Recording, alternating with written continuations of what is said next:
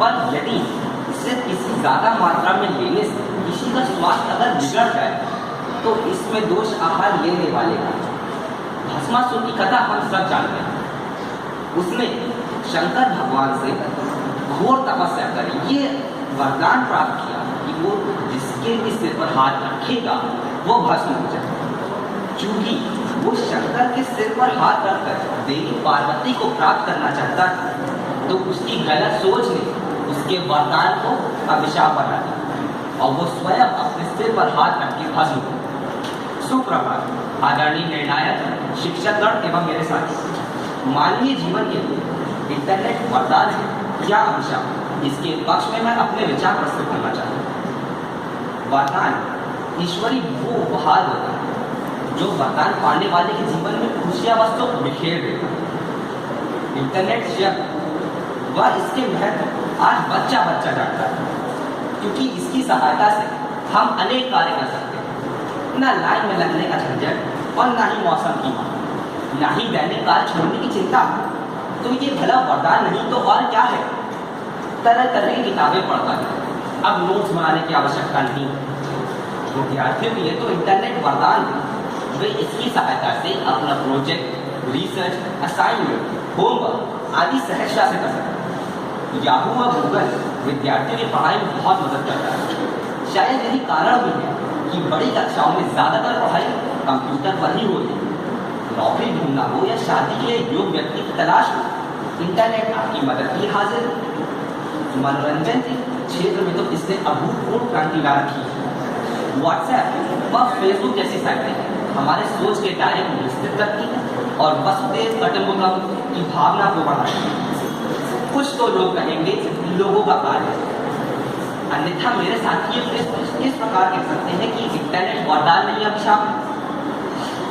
अभी कुछ लोगों ने कहा कि इंटरनेट बच्चों की पढ़ाई में बाधा है, तो मेरा ये विनम्र निवेदन है कि क्या जब इंटरनेट नहीं था तब सभी बच्चे पढ़ाई करते थे? नहीं, तब वह अपना समय अन्य गतिविधियों में गवा देते थे। तो बच्चों की पढ़ाई में मात्र इंटरनेट दोषी नहीं। प्रेम प्रसंग व धोखाधड़ी के कारण हत्या या आत्महत्या मात्र इंटरनेट के कारण नहीं हो, ऐसा सदियों से चला आ रहा है। हम इंटरनेट के अलावा अन्य प्रकार से भोले भाले लोगों को ठगते हैं। मैं साइबर क्राइम का समर्थन नहीं करता और मेरा ये मानना भी है कि उन्हें कड़ी से कड़ी सजा मिलनी चाहिए। मनरेगा व एलपीजी गैस ट्रांसफर जो मनी ट्रांसफर होता है, इससे न केवल समय बचता है बल्कि भ्रष्टाचार पर भी लगाम लगता है। हमारी गलत सोच ने ही वरदान को अभिशाप बना दिया। मनुष्य एक विवेकशील प्राणी है और उसे इंटरनेट का प्रयोग सावधानी से करना चाहिए। अंत में मैं इन शब्दों के साथ अपनी बात को समाप्त करना चाहूँगा कि अच्छे को बुरा साबित करना दुनिया की बुराई है। धन्यवाद। निर्णायक शिक्षक एवं मेरे प्रिय सेवा, जैसा कि आप सभी को ज्ञात है कि आज की वादविवाद प्रतियोगिता का विषय है कि इंटरनेट मानवीय जीवन के लिए अभिशाप या वरदान, और मैं इसको एक अभिशाप समझती हूँ और मैं इसी के आधार पर आप सभी के समक्ष अपने कुछ विचार प्रकट करना चाहती हूँ। इंटरनेट आपको एक काल्पनिक दुनिया में ले जाता है, एक ऐसी काल्पनिक दुनिया में जिसमें आप गुम से हो जाते हैं। और एक किसी महान व्यक्ति ने बात कही है कि जो व्यक्ति कल्पनाओं में ज्यादा रहता है वो वास्तव में कुछ नहीं कर पाता। तो इससे कहा जा सकता है कि इंटरनेट मानवीय जीवन के लिए अभिशाप और मानवीय जीवन के लिए ऐसा अभिशाप जो व्यक्ति का सुख व चैन सब कुछ छीन लेता है। अब आप यह सोच रहे होंगे कि इंटरनेट का सुख व चैन से क्या संबंध है। आपका सुख व चैन का सीधा संबंध आपकी प्रगति से और आपकी प्रगति का सीधा संबंध आपके मानसिक व शारीरिक विकास से।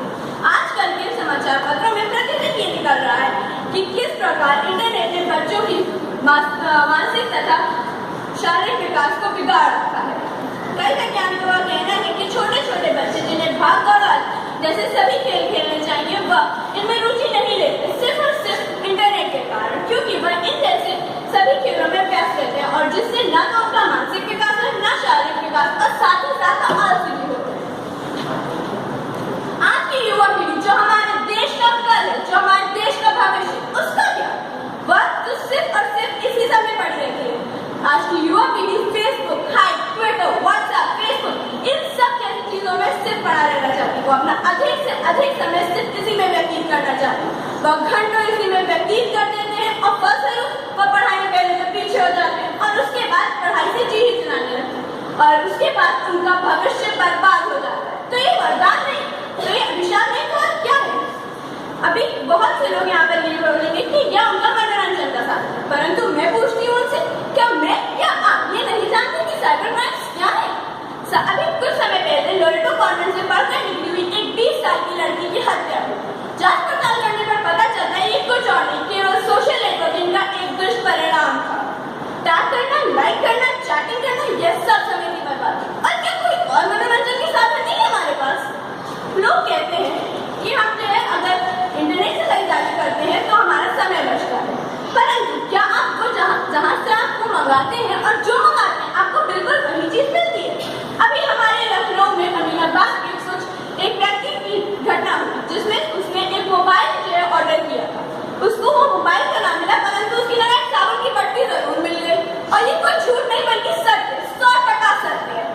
उसके बाद उसने अमीनाबाद थाने में एक अपनी रिपोर्ट दर्ज कराई, उसमें पूरी कानूनी कार्रवाई। जो चीज आपके बच्चों व छोटे बहन भाइयों